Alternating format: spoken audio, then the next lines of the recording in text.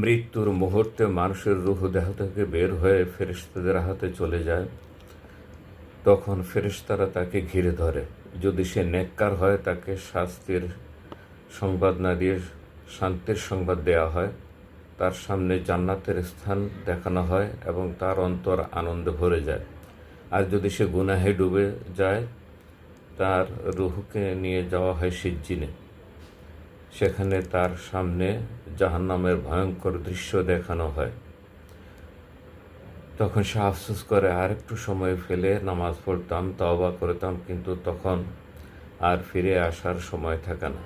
এরপর রূহ অবস্থান করে বারজাখের জগতে, কিয়ামত পর্যন্ত সেখানে থাকবে। তাই আজই আমাদেরকে সিদ্ধান্ত নিতে হবে, আমরা আল্লাহর পথে চলবো কিনা, সৎ পথে চলবো কিনা, আল্লাহর সন্তুষ্টি অর্জনের জন্য নিজের জীবনকে পরিচালিত করবো কিনা। আল্লাহর সন্তুষ্টি অর্জনের জন্য আল্লাহর ইবাদতে নিমগ্ন হয়ে আল্লাহর পথে আমাদের জীবন পরিচালিত হোক, এই দোয়া কামনা করে। আসসালামু আলাইকুম ওয়া রাহমাতুল্লাহি ওয়া বারাকাতুহু।